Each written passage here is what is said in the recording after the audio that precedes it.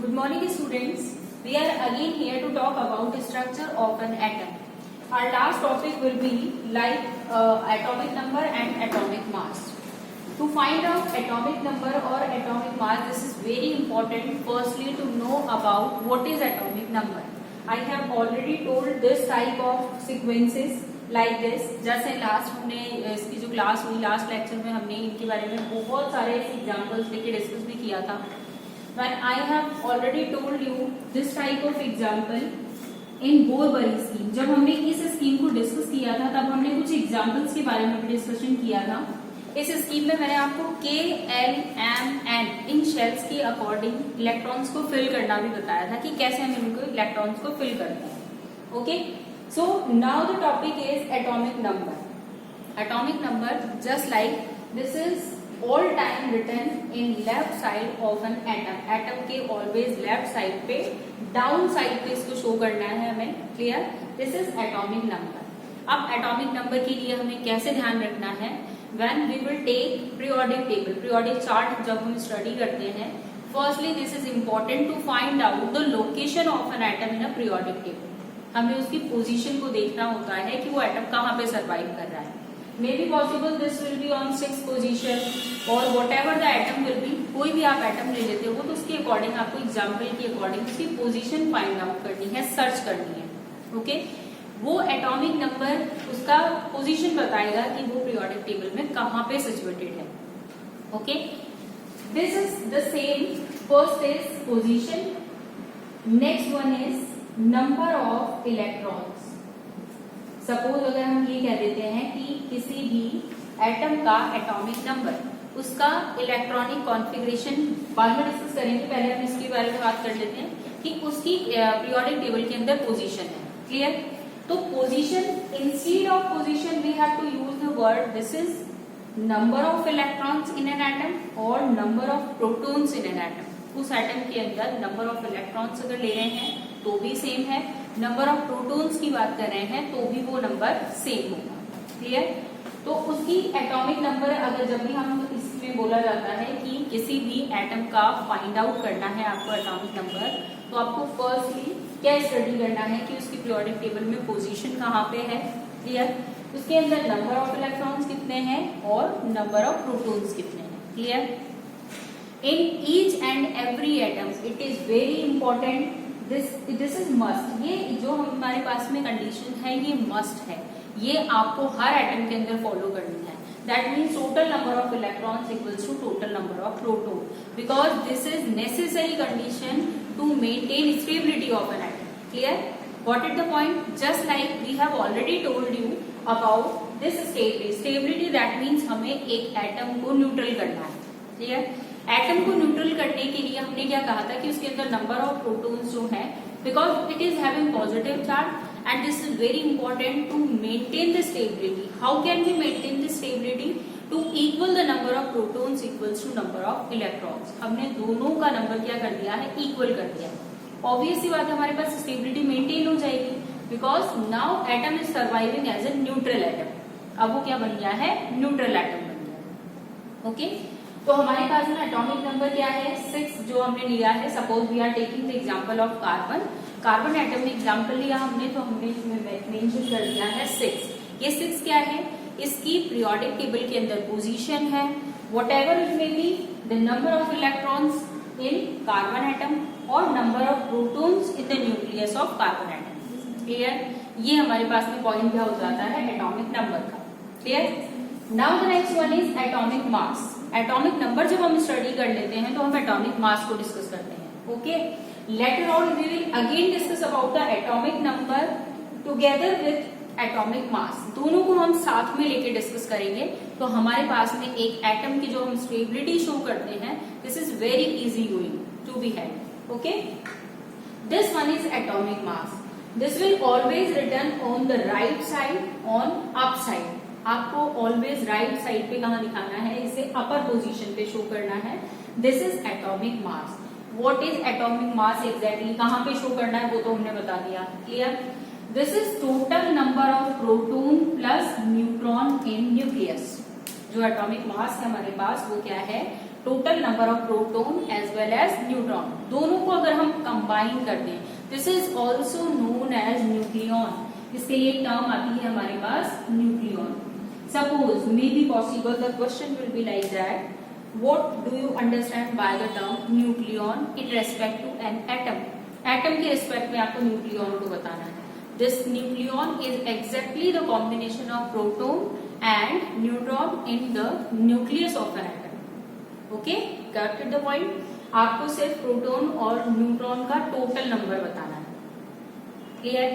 तो हमारे पास में जो राइट अप साइड पे हम शो कर रहे हैं, this is atomic mass of an atom. Okay, ये एटॉमिक मास है। अब हमें करना क्या है, एटॉमिक नंबर और एटॉमिक मास को साथ में कंबाइन कर देना है। तो हम एक एटम का सर्वाइव बताएंगे कि एटम की जब स्टडी की जाती है तो हमारे लिए क्या क्या इंपॉर्टेंट होता है। Okay, so how can we take the example regarding for this. अब यहाँ पे हम एक एग्जांपल लेते हैं and I will tell you all the aspects about this, इसके बारे में क्या क्या चीजें हमारे लिए इंपॉर्टेंट है। अब देखो, आपके पास जो हम एक नॉर्मल सा एग्जाम्पल लेंगे उसमें आपके पास ये सारे व्यूज सॉल्व हो जाएंगे। आपको एटॉमिक नंबर भी इजी गोइंग होगा, आपको एटॉमिक मास भी समझ में आएगा, आपको इलेक्ट्रॉनिक कॉन्फ़िगरेशन क्या होता है और उसकी अकॉर्डिंग वैलेंसी क्या होती है। ये सारे पॉइंट्स आपके एक साथ में इंक्लूड होके आपको सब कुछ समझ में आ जाएगा। Okay, suppose we are taking the example of carbon. Okay, this is atomic number. Firstly I am starting with this. अभी जिसकी हमने स्टडी करी है, ये एटॉमिक नंबर है। लेफ्ट साइड पे हमें इसको डाउन साइड पोजीशन पे लिखना है। ये इसका एटॉमिक नंबर है और हमने इसके लिए क्या क्या चीजें यूज करी थी, position in a periodic table, number of protons और number of electrons. Got it the point? This is atomic mass और molecular mass. This is the exactly combination of proton plus neutrons. Okay, so now we are taking, I am writing like this, number of electrons equals to 6, or maybe I am already saying like this, number of protons equals to 6. Yes or no? बोल सकते हैं ना हम ऐसा? number of protons is already 6. हमने यही तो बोला कि ये 6 नंबर जो है वो इसका पीरियोडिक टेबल में पोजीशन भी है, यही इसका नंबर ऑफ इलेक्ट्रॉन भी है इसमें और यही इसका नंबर ऑफ प्रोटॉन है। Clear? Now we are having one extra value that means this is understood number of neutrons, remaining is number of neutrons. हमने 3 सब एटॉमिक पार्टिकल्स को ही तो स्टडी किया है, इलेक्ट्रॉन, प्रोटॉन एंड न्यूट्रॉन। तो हमने electron और प्रोटॉन की बात कर ली है। Now the remaining part is neutron. Okay, so how can we assess the number of neutrons in an atom? By the help of atomic mass. Okay, so we are writing like this, A, that means this is understood, this is atomic mass. What is this? This is atomic mass. I am writing over here, this is atomic mass. Okay, atomic mass equals to P plus N. P is number of protons, N is number of neutrons. Clear? There is no need to write down anything regarding electrons because this is understood, number of protons equals to number of electrons. Okay, so A equals to P plus N. Got it the point? Atomic mass equals to, now what is the value of atomic mass? 14. We have already having this type of value, 14. Clear? 14 equals to P. Proton number is 6 but neutron number is unknown. That's according to your mathematical expression. Maths में आप यही सब solve करते हैं। यहाँ पे हमारे पास symbols उसी के अकॉर्डिंग चेंज होते हैं, तो हमें n की वैल्यू फाइंड आउट करनी है। 14 minus 6, the neutron number is 8. Clear?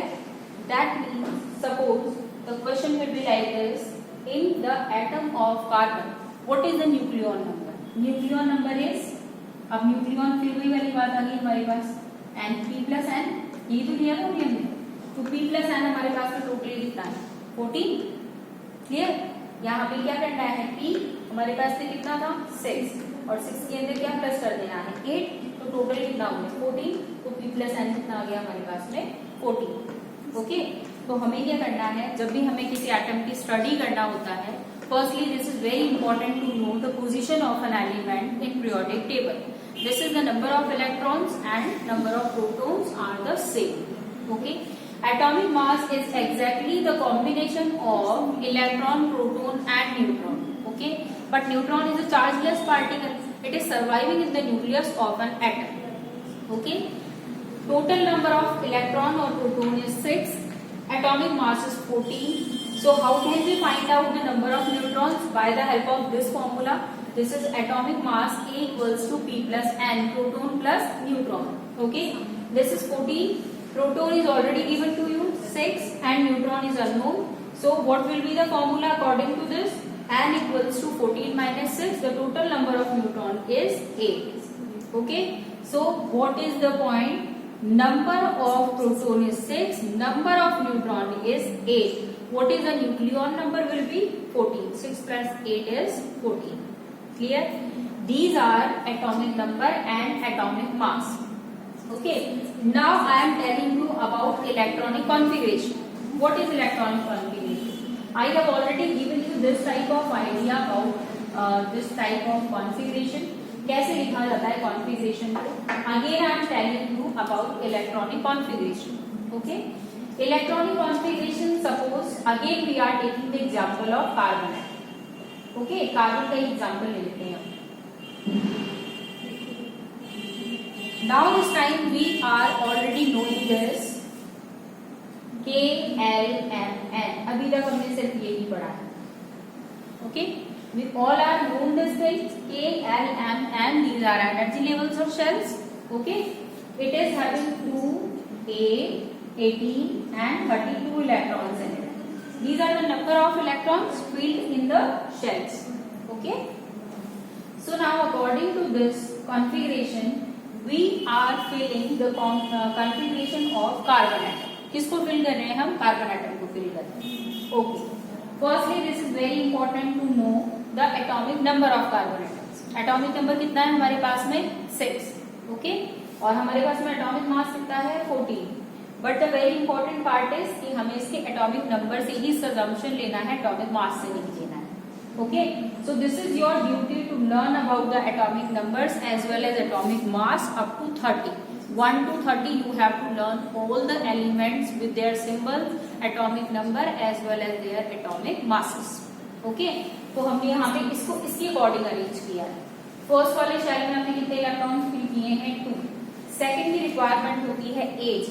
But now we are having only 4 electrons. कितने हैं हमारे पास remaining electrons? 4 electrons. Okay. Suppose this type of configuration is already given to you. How can you fulfil the octet? आप octet को कैसे fill करोगे? This is very important. तो यहाँ पे हमारी वैलेंस से डिसाइड हो जाती है कि हमें कैसे फिल करना है. क्योंकि फर्स्ट वाला जो कॉन्फ़िगरेशन था उसमें फर्स्ट एनर्जी लेवल की रिक्वायरमेंट है 2 इलेक्ट्रॉन्स की. Okay. Second one energy level require total number of electron is 8. But now we are having only 4 electrons according to the configuration of carbon. That's why we are not feeling according to this. Okay. अब हमने इसके according यहाँ पे 4 electrons लिख दिए. सो according to Bohr-Barry scheme, this is very important to complete the octet of an atom to gain the stability. उसको stability देने के लिए हमें उसके आउटर मोस्ट में कितने इलेक्ट्रॉन्स कंप्लीट करने पड़ेंगे? 8 इलेक्ट्रॉन्स कंप्लीट करने होंगे. ओके. तो हमने इसके 8 इलेक्ट्रॉन्स कंप्लीट किए. So we are now having 2 conditions. Maybe this will decrease, that means this will donate 4 electrons और maybe accept 4 electrons. Okay. Which is more easier. क्योंकि अगर ये 4 इलेक्ट्रॉन्स को डोनेट कर देता है तो इसके पास में ओनली 2 इलेक्ट्रॉन्स रिमेनिंग होंगे. बट ये 4 इलेक्ट्रॉन्स को एक्सेप्ट कर लेता है तो इसके पास आउटर मोस्ट में 8 हो जाएंगे और यहाँ पे 2 इलेक्ट्रॉन्स हो जाएंगे. Clear?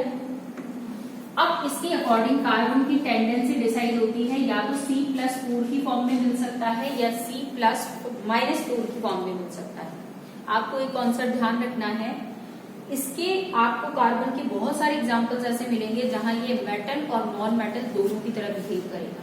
So don't be confuse like this फंडा कि यहाँ पे मैम ने तो बताया था 4 इलेक्ट्रॉन डोनेट कर रहा है या ये 4 इलेक्ट्रॉन एक्सेप्ट कर रहा है.